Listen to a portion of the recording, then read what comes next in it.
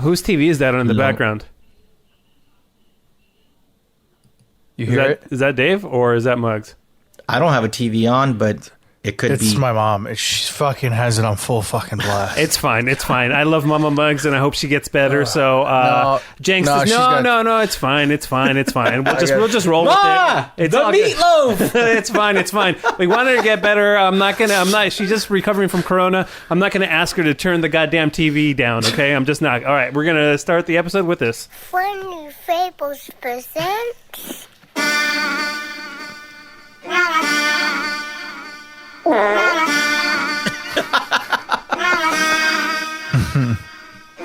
Farts are funny, but I'm not sure why. Some are smelly and make you cry. It's not polite to fart, that's true. It actually means you need to poo. I fart a lot when I eat cauliflower. I once had a fart to contain superpower. The hilarious sound is the best part. Nothing is funnier than a loud, smelly fart. The hilarious is the best part. Nothing is funnier than a loud, smelly fart. The only one with a smellier fart is my dog. I imagine they are smellier than the smelliest warthog. It's funny when grandma farts, she always giggles. My parents' bed farts are the worst when I'm in the middle. It's taco night and there's refried beans. I know I will fart all night in my dreams. The hilarious sound is the best part. Nothing is funnier than a loud, smelly fart. The hilarious is the best part. Nothing is funnier than a loud, smelly fart. Sometimes my farts sound like a song. Once I had a fart that was a minute long. Don't like to fart when I'm in a crowd. Everyone knows it's not polite to be loud. Oops, I should have mentioned this from the start.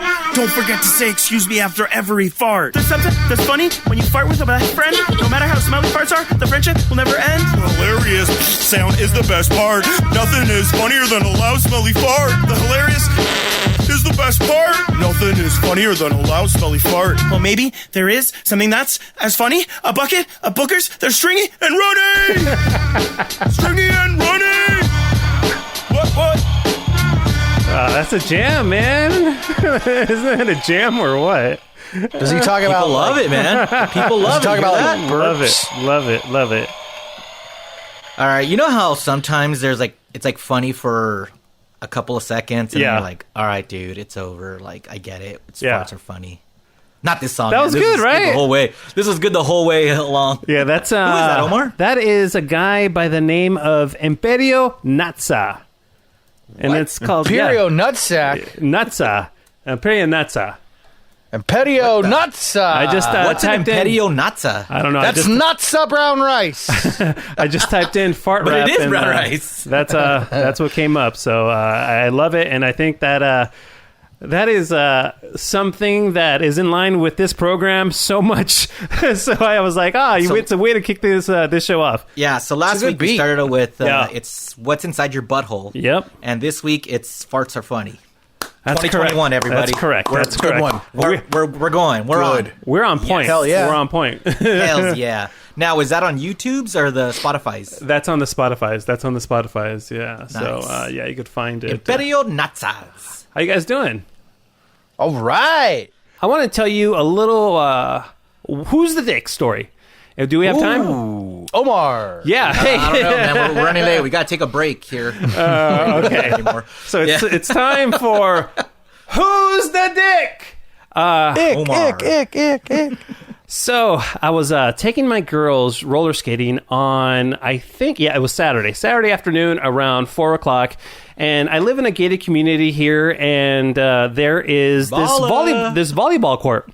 And that's where I like to go roller skating with the girls because it's nice and flat and there's grass around it. So if they're going a little too fast, all they have to do is step onto the grass and they slow down and it's not a big deal. So it's perfect for them, right?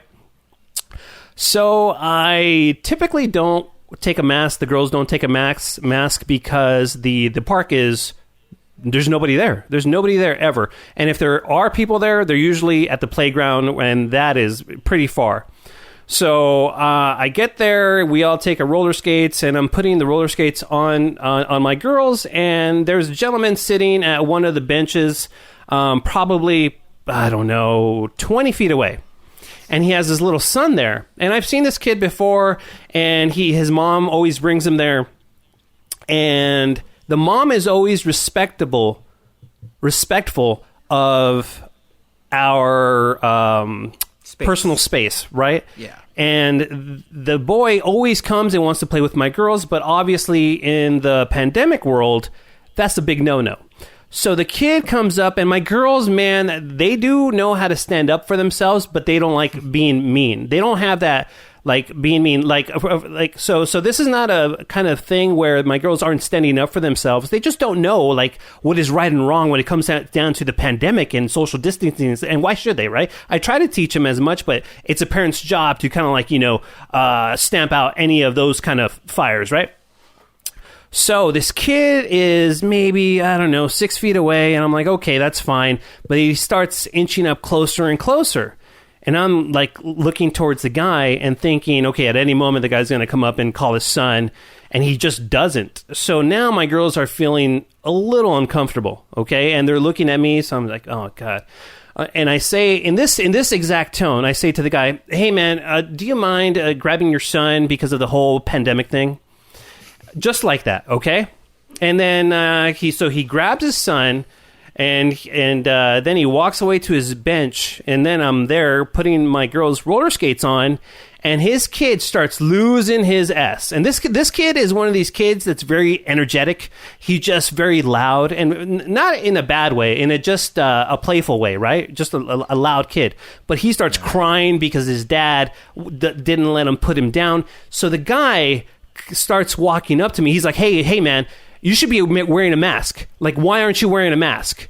I'm like, well, I'm coming to the park and I'm not around anybody. He's just like, well, this is a public place. You should wear a mask. He's like, you can't just change the rules all willy-nilly. I'm like, dude, like, my demeanor changed because of my daughters, right? Because in pre-kid time, I would have, like, literally, like, got in this guy's face, man. Like, I would have covered my face, and I would have, like, come really close to starting something. I mean, it was the level of this guy was trying to teach me a lesson. He was just trying to just say, you should be wearing a mask or whatever. And at the time when he was saying I should be wearing a mask, I'm like, yeah, you know what? I should be wearing a mask, but I didn't think there was going to be anybody at the park, and I'm not near anybody, so I decided not to wear a mask. Yes, I hear you. That's exactly my response. I hear you, okay? But he kept going on and on and on with his son, just losing his S, and he's like literally like making my girls afraid. So I have to now take up my girls off the bench, and I have to kind of like scoot them over because this guy's just getting a little too close. And he's still, you should wear a mask, you should wear a mask. And I'm like, yes, I understand what you're saying. You don't have to keep, berating me, in front of my daughters here. I left it at that. And then I started scooting my daughters off, and then he grabs his son, and then he goes to another park that's across the street. And that was the end of it. But that just ruined everything for my daughters. And the guy also says in his rant, he says, I could call 911 right now and have you arrested in front of my kids. I'm thinking, how did this get from me asking to just grab your son and move him away to I'm going to call 911 on you? It just went from 0 to 100 instantly, and I think a lot of it had to do with my demeanor, that it changed because I instantly changed into, okay, I'm going to protect my girls. I'm not going to acknowledge this guy. I'm not going to start anything because I don't want my kids to see any of this ugliness. And the guy was just an ugly, ugly person. But listen, in pandemic times, I give people a break. Maybe you had a bad day. I get it. But man, I ask you, who's the dick? Can I ask a question? Sure. Was he wearing a mask, and was his kid wearing a mask? No and no. Okay. Yes, right. I know. That's a very, very important point, Dave. Yeah, because if he was, I would be 100% on his side, If him and his kid were, then I would have said, like, oh, look, if his kid's wearing a mask and your kids were wearing a mask, maybe they could have played. Because then, Listen, Dave, in pandemic times, you don't even do that. That's not a thing, Dave. They're total strangers. No, you're wrong. Yeah, you're 100% wrong on this, though. All right. Well, I said maybe. But since none of you were wearing a mask, then, yeah, you guys should have stayed the hell away from each other, and he was a dick for asking you to wear a mask when he, in fact, wasn't wearing a mask. Yeah, I was like, yeah, and But at the same time, it's like, just like, you never carry a mask just in case. Like, if someone comes around you, like, even though you're going to a park and like, not that many people are there, Because I mean, like that's. I live like four houses I know. down, so it's not. No, I never carry a mask. I could just go grab one or whatever. So in that case, I didn't. But yeah, I always have a backup mask. And like my wife took the kids on a walk today, and so since she's walking through the neighborhood, and you could run into of course they were wearing masks. Yeah, for sure. But well, I would say since he wasn't wearing a mask, and he has no right to berate you for not wearing a mask if he's not wearing a mask. So he's the dick. What Mugs. a dick. What do you think, Mugs? How close was he to you while he was ranting? Dude, at one point he got closer than 6 feet, which pissed me off. That's at the point where I started grabbing my girls and I started scooting them over. And listen, and he also said, if I had the COVID, do you think, you wouldn't want... Yeah, and I'm like, where is this guy coming from? He just snapped. And so while he was yelling at you or lecturing you, at any point did you ask him, "Oh, where's your fucking mask?" No, of course not. I'm not going to do that in front of my daughters, man. I wanted to diffuse the situation as fast as I could. So that's why my demeanor changed, and that's why I was saying, yes, you're right. I hear you. I just wanted it to be over, because I didn't want to expose my children to that. And so, after that was over, I even had to kind of like break it down to my daughters. He's like, you know what? Some people just, sometimes they had a bad day, or, they think they know better of you. And in this case, because of the pandemic, I was not going to get into an argument. And it's, I kind of did the fatherly thing. I think I did the right thing. But I wanted to diffuse it, but he would just not let it go. He was like a pit bull, man. And I think part of it was because his son was losing his ass, That guy has no right or ground to tell you to wear a mask if he isn't wearing one. That would have sent me into a tailspin. You're a better man than I am, because I would have lost my ass. My daughter would have seen it, because I would have said, "Hey, you're telling me to wear a mask? Where's your fucking mask?" Yeah. And that guy is definitely a dick. Yeah, I agree. Yeah. Well, you were protecting your kids. I think I put mine in harm's way. You don't have any children, Dave. What are you talking about? Well, the closest thing to a kid is my dog Rhonda. I thought you were talking about. I thought you were talking about your testicles. No. I thought you were talking about your anteater. No, my dick. This is actually something I care about. So my dog. Okay. So, do you guys have humidifiers in your apartments or your houses? Yeah. I hate it. Well, I mean, I have a cool mist plug-in humidifier. Does that count? Yeah. It's something. Dave, I just think it's a bunch of BS. It's not going to help your nostrils or your breathing. And my wife's all about it. We have like 3 in the house. Nice, dude. Yeah, dude. Do they work? I believe every time because I just recently bought a couple. And a couple. I feel that a couple. And I feel that I'm sleeping better because I'm feeling like the air is more, it's just fresher and really and okay. The wind. Yeah. So for me it works tonight. Especially when I have it on. Oh, the air's fresher. It's not a purifier. It's a humidifier, right? Humidifier. Okay. Yes. Okay. Not a purifier. Okay. Yeah. But so the ones I bought, you could put essential oils in it, right? Mm-hmm. So it smells, makes the room smell good, and like in my instance, I put in eucalyptus oil, and that's supposed to give you like a boost of energy and make you feel really good and clear your mind and everything. So I'm running it and just to test it out for a whole day. Who are you, man? You sound like a fucking hippie, man. Eucalyptus oil and all this. It's COVID times, man. I'm trying everything. Yeah, you're composting, man. You're reaching like the end, Dave. Like this is the end. You know what I mean? Dude, you're not going to have anything left. Composting and all this humidifier with what is it? Eucalyptus oil. Eucalyptus oil. Oh man, yeah, it's an essential oil. Okay, and it's like. Look, I don't want to be like Mugs, dude. I don't want the COVID. Don't you? Like, do you want it? Like, I'm taking like immunity drinks. He's eating vitamins, garlic, everything. Yeah, by the way, garlic, dude. Every day, fish by oil. The way, boom, everything. Dave, dude. You could take all that shit before to try to prevent it. COVID's gonna get you. It's gonna get you. So have fun bro. with that. I haven't had it yet. Have you had it? Yeah, you have. And you're not eating garlic and taking this immunity and then all this shit, right? Pretty good burn. So boom, burn. Anyways, so what With that said, I'm not doing any of that bullshit, and I don't got corona, so. Yeah, but you have 3 humidifiers, though. So, you are, man. That is true. Yeah, that is true. Yeah, that's true. Yeah, you are. Okay. So, I'm running it all day. I'm feeling good. It smells great. And then I notice my dog.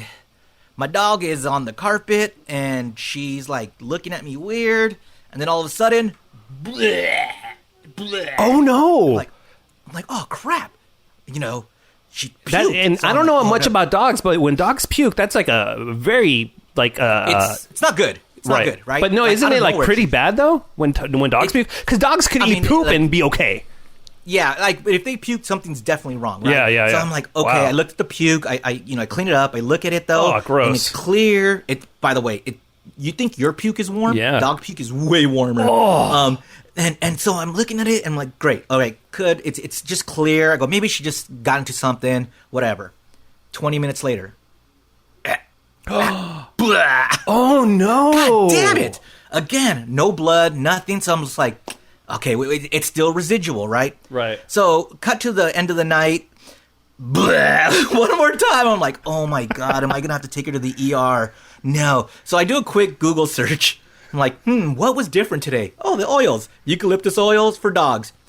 Eucalyptus oils for dogs is very toxic. Do not in any way let it ingest. Don't put it on the skin. Oh, nothing. no. I'm like, oh, fuck. I just almost killed my dog because I wanted to fucking have fresh air in my room. So did you stop it and now it's all good, or did you have to take her to the vet? No, I didn't have to take her to the vet because the next day she was fine. I stopped it. I cleared it out. I washed it all up and I ran it without the oil. So now it's just clean That's air. what you get for being a hippie, man. That's what you get for being a hippie. Dude. Composting hippie. Humidifiers rule, man. Oh my God. Jesus. Yeah. Muggs, I'm sure you had a better week. Actually, no, because No. I went snowboarding on Monday. Oh, that sounds awesome. That Martin sounds Luther- fun. Yeah, I was at Snow Summit, and it wasn't very crowded. I think mainly because of the COVID thing, and Maybe. yeah, maybe. And I don't know why it was crowded. There's a worldwide pandemic going on, and there's a ton of people dying. Why are there no people? Don't they want to get the fresh pow pow? Well, there wasn't fresh pow pow. There was, I mean, it was like 55 degrees. It was 55 degrees like at noon, and it was all man-made corduroy. So, but I was getting on a lift line. Corduroy? and- Like there's like they covered the mountain with corduroy pants? Like is that that's what how people are like skiing on? Yeah, they when they groom it overnight, okay. it leaves like a corduroy pattern. Got it, It's got like it, a lot okay, of lines. okay. That's how they groom it. Got it. Anyway, so I'm getting on a lift line, and there's not a line at all. It's not like Because there's nobody there because there's a pandemic. right. So, but there's people, but Right. not packed. Right. It's not packed by any standards for Snow Summit or Big Bear, right? Right. So instead of walking around the whole entire rope that they have for each line, I see that people are coming in, but I also see the people that are coming in, there's no one behind. So what do? I climb under the rope just so I don't have to, scoot my board all the way around the perimeter to get in the entrance of the line. But you're not cutting in line. But I'm not cutting. There's no nobody, one there. so- Okay. Gotcha. So I'm waiting, and we're getting closer to the lift, and the two guys in front of me turn towards the lift operator, the person who's observing like people getting on, and goes, "Yeah, this guy just cut in line." I go, "What?" He goes, "Yeah, he cut in line." I'm like, I didn't cut in line. Actually, that's not true at all. There was nobody behind me. No. You cut in line. And guys, I had a 0 to 60 moment where I don't really deal well with being called out on shit that I didn't do. I'm not very chill when it comes to that. Yeah.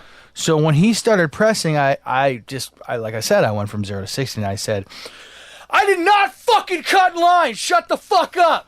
And Mugs! Chill, bro. Damn! Be cool. I know, and it was bad. So that was my strike one. That's right? not chill, man. But That's not brown rice, man. apparently, this guy wanted to top me when I went from 0 to 60. He went from 0 to 120. He's like, "You did fucking cut, you little bitch." I was like, "What?" It's like now, Muggs. Oh yeah, I was just gonna ask you before you reacted that way. Did you size him up and were like, "Okay, I could probably take this guy, so I'm just gonna cuss at him"? Okay, so the guy was 6'6". Oh, that's tall as F. Yeah. So that's a point guard in the NBA essentially. So when I get mad, I don't really care how big somebody is. I just go nuts. And if it goes to blows, I'm it's just gonna go to blows. So the minute he called me a little bitch, I'm like, "Little fucking bitch." I'm like, "You're fucking like 6'8". Everybody's a little bitch to you, you fucking beanstalk. And at that point where we're yelling back and forth to each other, now the ski patrol is involved. There's people behind my God, me. Muggs. There's people. Yeah, there's people. So this is a behind- scene now. This is a scene, man. Jesus. And there's people. And I'm with my buddy Ryan, and Ryan comes over to be like, "Yo, man, what's the problem?" Like, is this your best man at the wedding, Ryan? Yeah. Did he say this man wraps a dick around his wrist, bro? Don't You fuck know who with him. this is? I love Ryan. Patrol, we're gonna have ski patrols in another episode. Wait, was he sober? We're gonna have to tell that. I think No. he fell off the wagon. Oh, come on, Ryan! Due to the pandemic, he fell off the wagon. Hey, he was sober for 3 years, and then he fell off. Can we year. talk to Ryan about that speech in the next Janky Town episode? Absolutely, Love it. Okay, sorry, we got to do that. It was one of the best moments of my life. All right, cool. All right, it was. So watching your mom, and while this is going on, and like, Oh my whoa, God. what? Yeah, It was okay. just Sorry. So anyway, so now, so ski patrol, who happened to be like at the lift line, was like, "Hey guys, enough, calm down." And the dude and I just kept on going back and forth. Because he was like, "You fucking cut." I was like, "Do you fucking work here?" He's like, "Do you fucking work here?" I'm like, "Okay, why are you repeating everything I'm fucking saying, you asshole?" Yeah, boo boo. Yeah, and then now to the point where we're cussing and shit, and there's like, and I just hear, I don't know who's behind me, but I hear, "Hey, enough, you guys! There's kids here. Enough! Cut it out! Right? Kind of like your wedding. So I finally was like, okay, I hear like, there's, if I was with my kid and this was happening, I'm going to respect that. So I stopped, but the guy kept going. Wow. And the ski patrol dude was like, "Hey, buddy," to the other guy. He's like, "Cut it out or you're out. You're gone." And so he finally stopped, but then he like said something under his breath. I'm like, I said, "Will you shut the fuck up?" again? And then Man. And then like 3 of the Snow Summit players were like, "Yo, bro, if you continue this right now, we're taking your $130 passes and you're gone." Okay. And that was like, I'd only like gotten 3 runs in. So I would have it would have been a total waste of money. So he gets on a chair. He gets on the chair like 2 chairs ahead of me, and the ski patrol is in between he and I, like going up the mountain. Children. I know, and I'm supervised. fucking, Hey, wait, and I have a Dave, heart- how old is this guy? That's a great question. How old is this This guy's guy? like 55. Whoa! What? Yeah, dude. Are you kidding me? 50? No, Oh no. God, man! Yeah. And he's still boarding. Ooh, I would stay away from him. He must be He's in a skier. shape. He's a skier. Oh, he's scared. So- all right, he's an old man. So, then. but I'm like, not gonna I was like, skier. I was a point where like I was seeing red, right? Like I literally was going to, like, when the little bitch came at, like when he started calling me names and shit. Yeah. I literally like was bending over to take my board off, and I was going to just tree trunk him. I was just gonna I was gonna take him out at his knees. my I was just God. gonna boom, right? And luckily, it never got to that point. But we're going up the hill, and so it's the dude. The ski patrol is by himself on a chair in between us, and I'm going, "This motherfucker." I said, and I'm telling my buddy Ryan and his friend, I'm like, Who's "This sloshed, by the motherfucker's- way. Dude, Ryan's so drunk at Yeah, this he's point. probably- He's drunk. He's already had 4 Modelo's by 9 a.m. Of okay? course. And Poor Ryan. And I had 1, maybe 1.5. So Yeah. I'm feeling good, but Yeah. I'm pissed now. Like, Right. So I'm going the whole way up. I'm going, if this motherfucker says something to me up there, it's over. It's fucking. I'm throwing him off the goddamn mountain. Whoa! And so when we get up, because I can't. Hey, Joey Lawrence. I have a hard Sorry, I don't time. know why that came out that way. Whoa! Sorry. Whoa, Sorry. Jones. So At any time did you say this? I don't know what we're yelling about?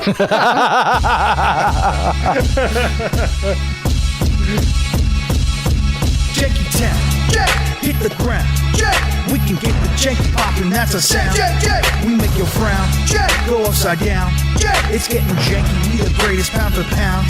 What up, Muggs? What up, Dave? What up, O? What up, Janks? What up, Muggs? What up, Dave? What up, O? What up, Janks? It's getting janky, it's getting janky, it's getting janky. I love it when we jank around. It's getting janky, it's getting janky, it's getting janky. I love it when we jank around. Janky Town.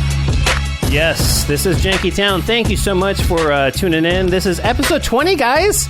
Yay, Woo! 20. That's kind of a cool number, right? 20? What do they call that? What celebration is that? The Ruby celebration, or I don't know. Sapphire? What is that? I have it's not no the idea. Diamond Jubilee. It's so right? funny. Anytime we hit any of these milestones, that's the first thing that Muggs thinks of. Like, what is this anniversary thing? I have no idea. No idea. Well, it's 20, so is it 2020? So 19 was terrible, so this one's going to be good. All right, cool.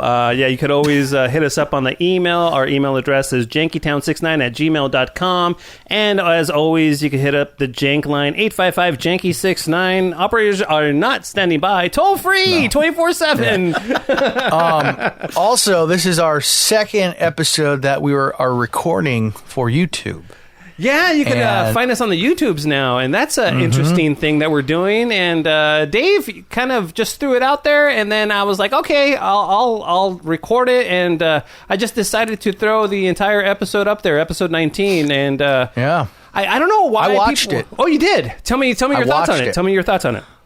I sure do nervously twizzle my beard a lot, which I am not thrilled with, and I'm going to make a conscious effort to keep my hands away from my face. And I've already done it once.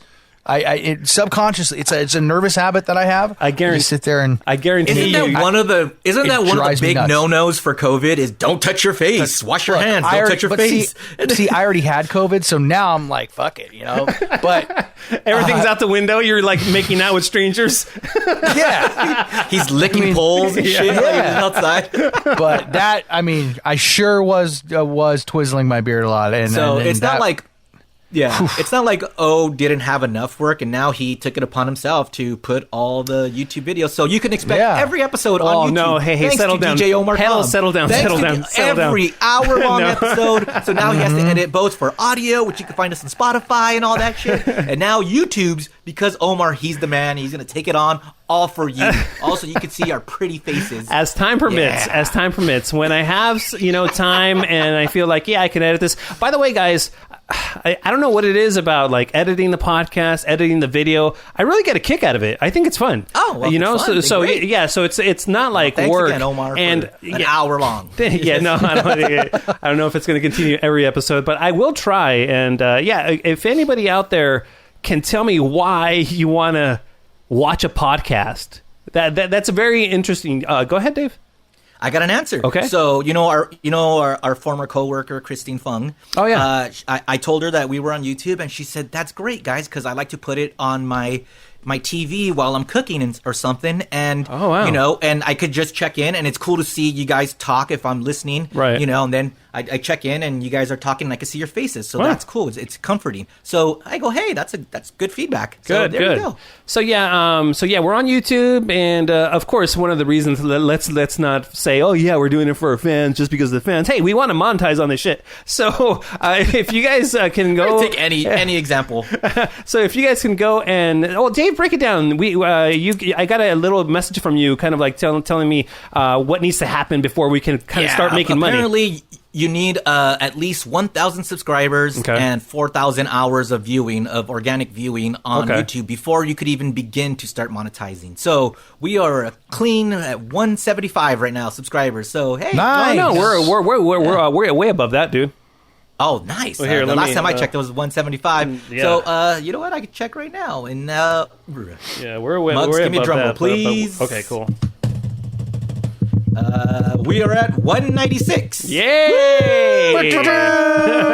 So if everybody that listens to the podcast can just go over there and smash that subscribe button, we would really appreciate it. Because I don't even know. I don't even care if you watch it. Just subscribe. For now, but I try to take pride in how I edit everything. What you guys think about the little videos that I put in there and the graphics and all that? It was great. It's like a multicast, multi-camera. You got different cuts. I did all that. It took me about 3 hours to learn how to do everything, and then once I learned how to do everything, it was pretty easy. Well, it was a little time consuming, but once I had it down, like with anything, but I did enjoy doing it and learning it. I like learning video stuff, so now that I have the ability to do it, learning it and having a way to get it out there and for people to see with a purpose, I think it's a little different than just doing it all willy nilly, Yeah, and I could say, like, right now it's just us on Zoom, but think about it. If, we ever have a chance to get together in a room and film each other, like, that would be cool, and actually have real cameras where Omar could then edit it better, or, or have better views of us. You know what I mean? Like, it looks more produced, so that would be cool. Yeah, I think it's something that might take off. We'll see. I enjoy doing it. It's fun. I like learning things. So I definitely will keep it going. I think I'm going to have time this weekend, so you could expect this episode to definitely be up. And how do they find us on YouTube? Because there's another Janky Town on YouTube, Dave. Did you know that? What? I did not know that. Yeah. I searched Janky Town, and it came up because that's our channel name, Okay. Janky Town. Okay, cool. I think there might be, like, people may title it Janky Town, or it's one word or something like that. So got it. Who knows? Ours is just the two. I mean, you see our pretty faces on it, so you know who we are. You know who we are. All right. Get Sweet James on the phone, please. I'd like a cease and desist immediately. Hey, guys, I have a special surprise for you guys. We have a new president. Is it money? It'll never be money, Dave. We have a new president. Joe Biden just took office. I believe when we're recording this, it's just a day ago because we were recording on Thursday. So, everybody's all about, Biden and Kamala. And, everybody's super happy. But how do you think President Trump's feeling? Oh, well, defeated. You think so? Defeated, Well, sure. well, hey, gring, special surprise. Guess who I have on the phone? It's 45. It's President Trump. What? Hello, Janky Town. How you guys?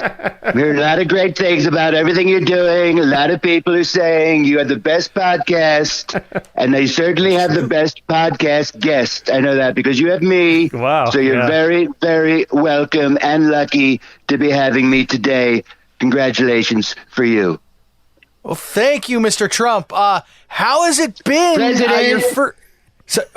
You're not really the President president. Trump. No, hey, that's they're president from when they get elected president and they become a president. They're president forever, Mugs. Okay, That's right. The Muslim's correct. So listen to the Muslim. He knows. Sometimes Muslims get things right, and this is one of those times. Okay, I suppose you're right. Tell us what it was like your first night out of the White House. Well, what did you do? Well, first of all, Melania and I had a very romantic evening. She phoned me. She was out on a date, and she phoned me, and she told me that she missed me. And I thought that was very romantic of her. She's very, very romantic towards me. So she and that swarthy 23-year-old pool boy from Mar-a-Lago, they were both, I was on their mind, apparently, very much. So she called me to say goodnight, and she was bringing home a doggy bag of some of my favorite desserts, and I couldn't wait for the food. Hey, President Trump, what are you going to miss most from the White House? I know you get like your personal chef, and you get Air Force One. What thing are you going to miss the most about being president? Going to miss how white it was, the White House.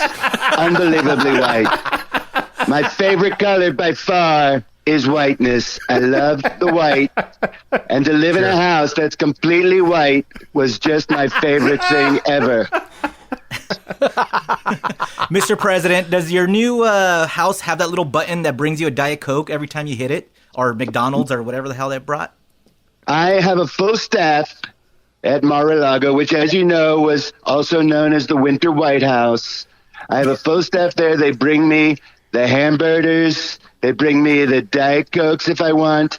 Anything I want. Anything I want.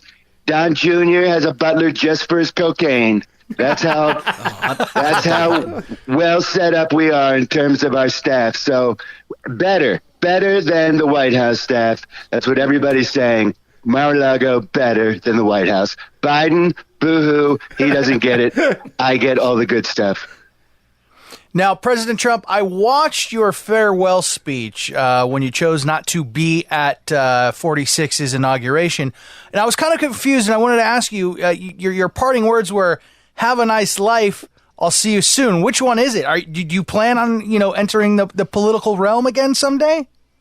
I'm not saying right now what I'm going to do, but all I know is, let's face it, a lot of people are very angry. The election was stolen. And a lot of people are saying that I'll be back. I think that is very true. I'll be back in some capacity, maybe as king, maybe as emperor. Hey, I don't know. Maybe on Dancing with the Stars. I'm not sure, but I will be back, and everyone will be able to love me again, because so many people out there, they stop me and they say, we love you. You're the best. You're the best president we ever had. So many people say that. Most of them are in my family, but still, a lot of people are saying it. So I know people want me back. I'll be back. I'm like Schwarzenegger, only not. He's not quite as good-looking and muscular as I am. President Trump, you actually did uphold a tradition, and you left a letter for President Biden. What does the letter say? The letter says, on the bottom desk drawer of the Resolute desk in the Oval Office, I left you a turd. It's my own turd. I took a big dumpy right in the bottom drawer. Big stinky for you, Joe, you election stealer. That's what I wrote on a little note. And I smeared a little poo-poo on the end of the note just so he would get it. So that was the generous thing Biden was talking about. Okay, makes sense. Yes, I left him a present, a big, brown, smelly present. Now, Mr. Trump, a lot of people say that... President President Trump. A lot of people say that you will go down in history as being one of the worst presidents of the United States of America. What are your thoughts on that? I will go down in history as one of the greatest presidents in American history. Without a doubt, the greatest president for half of the country. The other half, not so much. But half of the country will think I'm the best because I love the poorly educated, I love the confused, I love the mentally ill, and those people needed someone to represent them, and that's what I was there for. So all the crazies, they're very happy with me, very happy. What do you think your greatest accomplishment is as being president, or was, I should say? I think my greatest achievement, and there were many, many achievements, let's face it, I did many, many things. Name a couple. So many, not enough time to name all the things that I did. Just a couple. Just a couple so would be many, great. A list of things so long, longer than my tie. That's how long the list is. Just a couple would be great, and we'll move on. Just so many achievements. It's hard to pick one because I love so many of the achievements so equally. To pick one achievement over the other achievements would not be fair to all the achievements. Now, so I just have to say all of the achievements, all the great things that I've done. I love them all equally. All the great things. Okay. They're the best things. So how can you pick one from the best? The last thing from me, President Trump, is that I really want to know what you have or what you are using as an outlet now that you don't have Twitter or Facebook, or you've been banned from basically all the social media, even like Pinterest and things like that are banning you. What are you doing to occupy your time now that you aren't on Twitter anymore? A lot of people. You can find me on Grindr. You can find me on Tinder. You can find me on Bumble. I'm on a lot of those social platforms. Okay. You can look for my profile. 45. It's called, the profile name is 45 Big Dong. Oh, really? 45 Big Dong. When you have to list, your attributes and what you're into and stuff. What are some of the things you filled in with? I write down, here's what turns me on. White. Is that money, it? Money and white. Money and white. Okay. Money and white. Oh, my man. two things. My two biggest turn-ons. Oh, my God. I think that encapsulates your presidency perfectly. Money and white. You're welcome. All right, Mr. President. Thank you for hopping on the phone, and thanks for calling Janky Town, dude. Thank you very much. Do you have any parting words? Jerky boys. Keep doing it, Jerky boys. Make those funny phone calls. You guys are amazing. Those are other guys. It's not us. Not us. I'll take it. So we're trying to get Rachel on the phone because on one of the previous podcasts, I said I was going to watch a Serbian film. Hey, can you hold on just a second? No problem. And she hit me up on Twitter, and she said, if you haven't seen a Serbian film yet, do not watch it.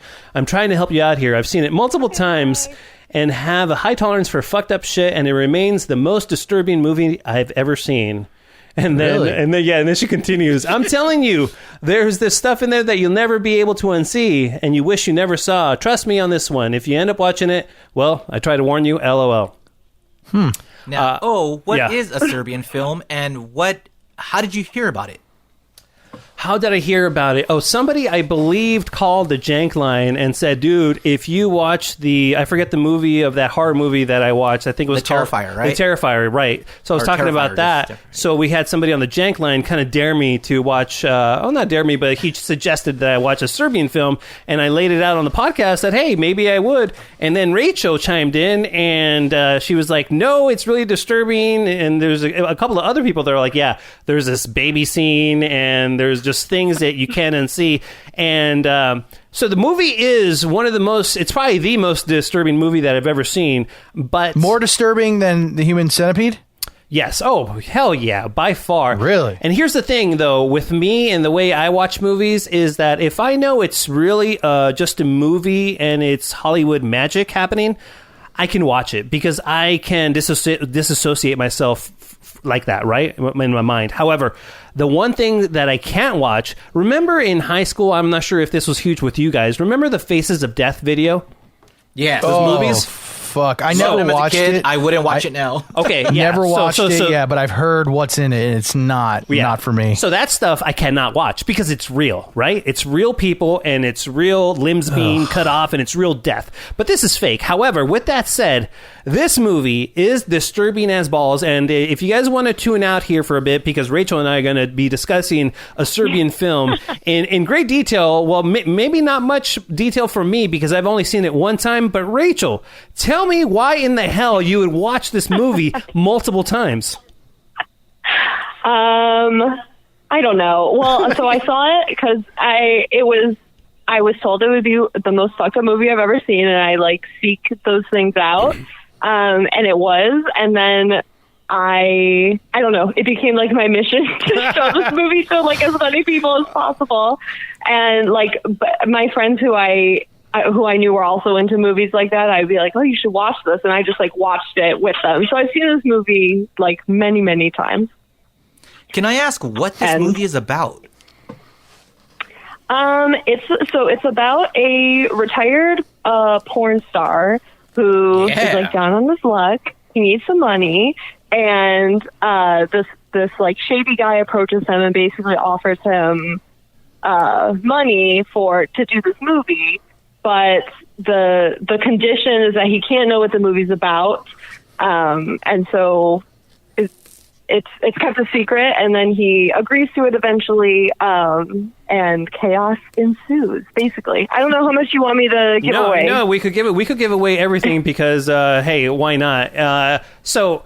I will kind of start things off, Rachel, and then you can fill in the blanks. So, guys, I had to watch this movie in two parts because when I first turned it on, I felt like my family was in the house, right? And I always wake up early, so I'm always the first one up. So it was Sunday morning. I was downstairs. I was like, oh, you know what? I'm going to check out this movie just to show Rachel that I'm a man and show her up. I can't believe you actually watched it, Omar. I tried to warn you. Yeah. So continue. So it starts with a kid watching porn, dude, and it's his dad's porn, and what? Yeah, it's this kid he's 6 or 7 years old, and because his dad's a porn star, and they don't hide the fact that he's a porn star. They call it these are cartoons for adults. They tell the stupid kid what? It's crazy, man. Yeah, it's insane. All right, now I'm in. So that's No. this is kind of the whole maybe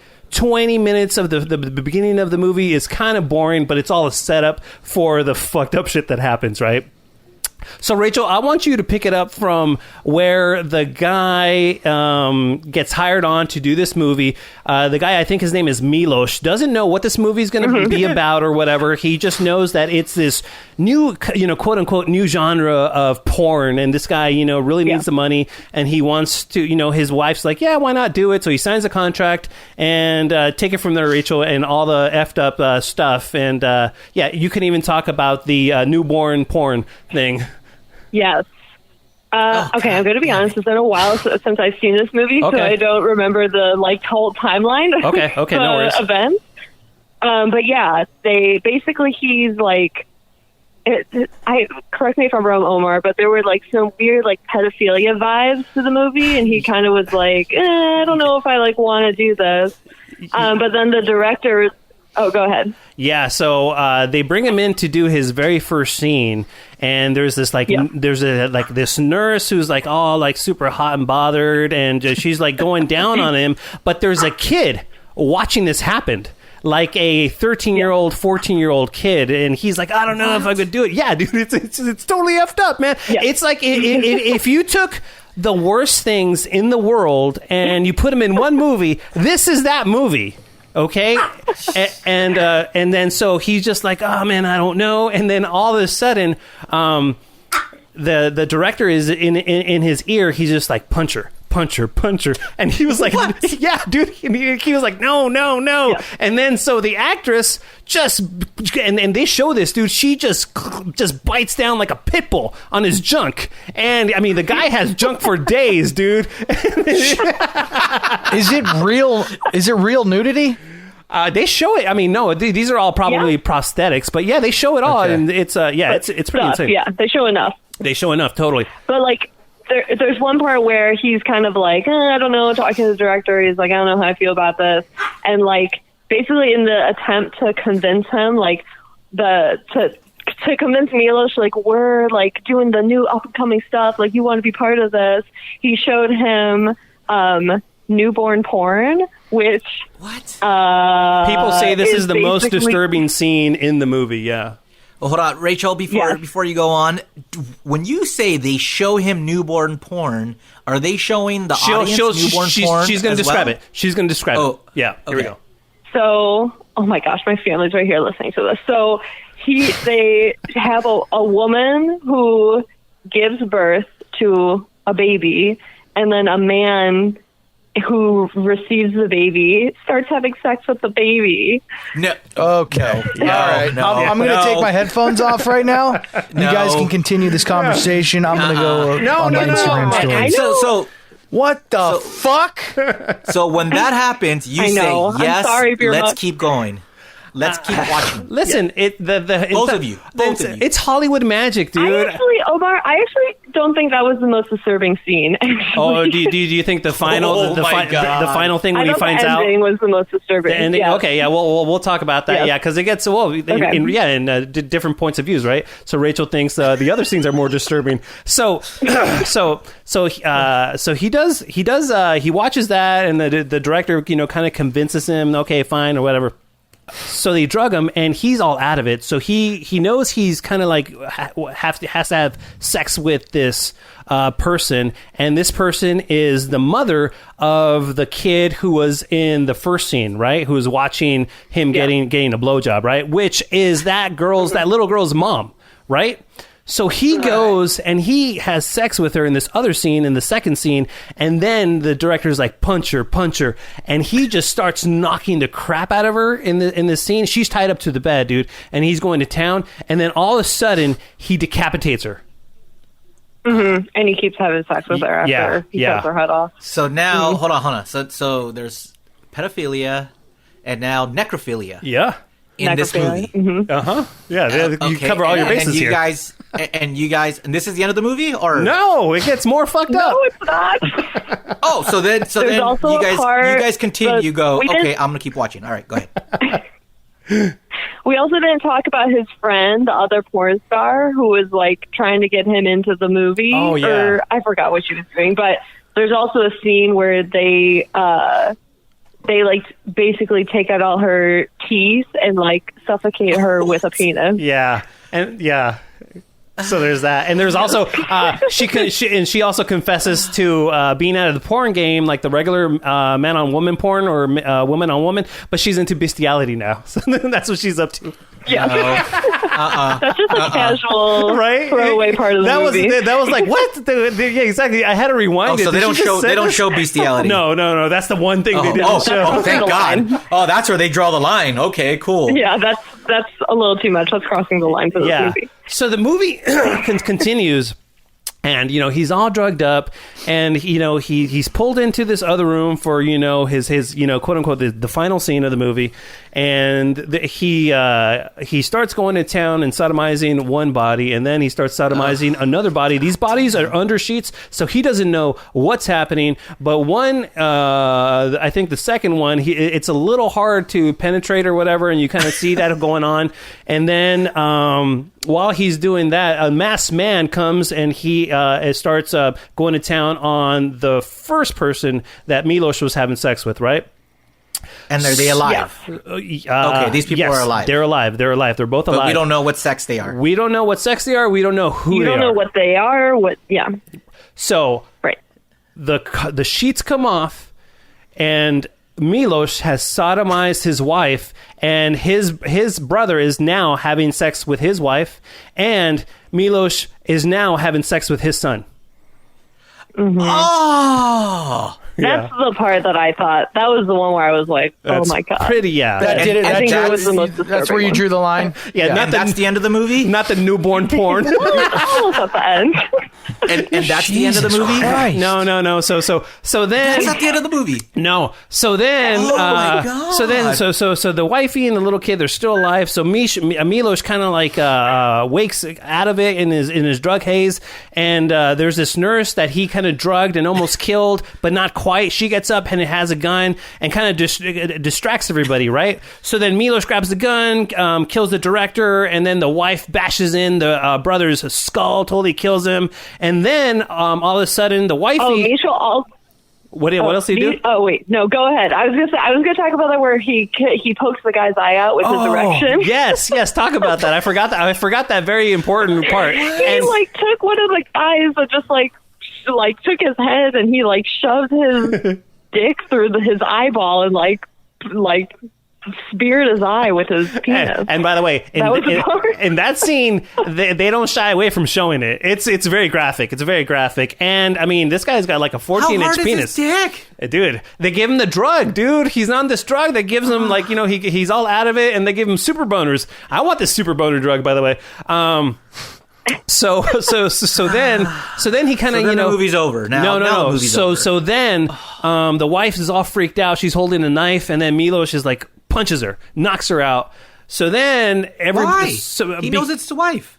Because he doesn't know what kind of drugs she's under or whatever. He doesn't want to get stabbed, right? So he wants to kind of just end the situation. So then cut to they're talking about how they can't live or whatever, and Milos is trying to kill himself, but there's no guns in the bullet, right? Then or bullets in the gun, but yeah, there's no bullets in the gun, right? Rachel, how much time do you think has passed from the incident to the final scene in the movie? I don't know, maybe 12 hours, because what happened was that happened and then he doesn't remember, and then he found these tapes and watched videos of all these things happening. This is the thing about this movie too, is that there's so much going on that it's very hard to keep track of. So then at the very end, we got Milos, the wife, and the little kid in the middle. They're all laying in bed, and they can't go on. So Milos grabs the gun. He puts it to the back of his wife's. He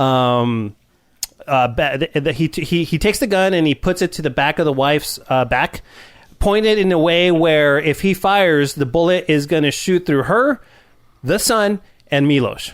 He pulls the trigger, and boom, they're all dead. And all of a sudden, the bedroom door opens, and it's it's like the director and the crew, and the director tells one of the guys, "All right, go ahead, start with the small one." Mm-hmm. What the hell? Mm-hmm. What does that And even that's how mean? it ends, and then end scene, roll credits. Yeah, that's it. We're done. So What? He's directing the guy to have sex with all of them, probably. Kind of weird ass Yeah, it's porn. implied now that someone's going to have sex with them as they're dead. And what made you guys want to see the snuff film? I find it entertaining that sort of stuff that people really don't like. Like, I could disassociate myself, like I said, from that kind of stuff. And Rachel, And this is on Disney Omar, I have a Plus. question for you. Yeah. Do you think, because I feel this way, if you can look past all the really, like, disturbing, Oh no! fucked up stuff, I know what she's gonna say. it's like a good movie. It is. It's a good movie, and it's so funny because you could take the entire movie and take different messages from the movie of society, how we're so Right. we're so. What's the word I'm looking for? With sex, we're so obsessed with sex, and it's worth a watch. But definitely, if you can't get over those graphic scenes, and if you can't compartmentalize everything, then it's definitely going to. You need to really be able to tolerate that, because it's a lot. I showed it to one of my friends, and he he refused to keep watching and left my house. Wow. And then another one of my friends watched it, and they didn't tell me about it for years because they never wanted to talk about it again. They were just like, ugh. That's so fun. if you already know that you can't kind of handle that, then it's not for you. Don't watch it. Yeah, Rachel's a bit of an oddball, but I love her. Hey, and by the way, we are going to catch up with those Jankline calls, okay? Thank you so much. I'm glad this is what motivates you. Yeah, absolutely. Well, All right. Thanks for hopping on. Thank you. Bye. Yes, thank you. Bye. Yeah. Thanks. Fucking weirdos, both of you. All right, here we go. This is an email from Sam, the Santa Monica guy. I have a grievance to file against Dave and Omar. On episode 17, some asshole left a message doing my whole Santa Monica shtick. Now I have a few things to get off my chest with you guys. P.S. I'm always keeping it trucha. Sincerely, Sam, the Santa Monica guy. So, hey, Gring, who's on the line? What's up, Sam? What's going on, guys? Is Muggs there? I'm here, Sam. I heard you got the COVID, man. How you doing, dude? I had it in November. It fucking sucks. It sucks, dude. It's like payback because I was laughing so hard when they would call you to fucking make fun of you, dude. What were we calling him? We called him like 10 times. All right, Sam. So what's the deal, man? How did we fuck this up? Dude, the other guy called on episode 17, and he did the whole thing where, a new listener, and then he did the whole Santa Monica, and you guys were laughing, and I was like fucking mad. I was like, dude, and you guys, and then Omar over there was like, yeah, good on you, Sam. Dude, that wasn't me. Omar, you thought I'm sorry, Sam. I have the call here. I'm going to play it for you guys. Here, take a listen. Hey guys, my name's Alex. Everyone's been giving you shit for saying that you have new listeners and that there's no way anybody else is new to this show. Well, I just wanted to say I'm one of those guys that is new to the show. I had never heard of you before, but I was looking around iTunes, looking for a podcast, and this is Santa Monica! Listen, dude. Listen. Yeah. Listen. That's not me, bro. Wait, hold on. I say it with authority, man. I say it with authority, goddammit. Listen. Now listening back, yeah, I can tell, but at the time when I'm playing the calls, I'm running the calls, I'm running the music, and I know you do a little fake voice at the beginning, but yeah. I definitely should have noticed because this is you. This is Santa Monica! Yeah. That's got gusto. That's got the gusto behind it. Yeah, man. Right. Yeah, man. So, what do you have to say to Sam? I was a little upset with you guys. Yeah, come on, Omar. Listen, dude. I have to say I'm sorry because there's no excuse for me to not recognize one of our hugest fans and a longtime prank caller, to the Kevin and Bean and then the B team, and then he followed us over to Janky Town, and I am definitely ashamed of myself, Sam, and I accept your scorn, and I'm a total dick for it because this is you. This is Santa Monica! Listen to that. That's right, goddammit. Yeah. All right, my turn. Listen, after hearing that again, I don't know how the fuck we even didn't assume that wasn't Sam, because that was so different. I'm going to put it up to, maybe we were tired and we just wanted to get it going and get it over with. But Sam, it's nothing like you. There's no excuse, Dave. There's no excuse. We are morons. There's no excuse. We fucked up. That was terrible. We were so dumb. And go ahead, Muggs. If I can defend my colleagues here, Sam, which I don't like doing. I think the fact that we or they collectively haven't heard that soundbite in quite a while. I think we just our ears we became ear blind to it, and I think we just assumed that it was you.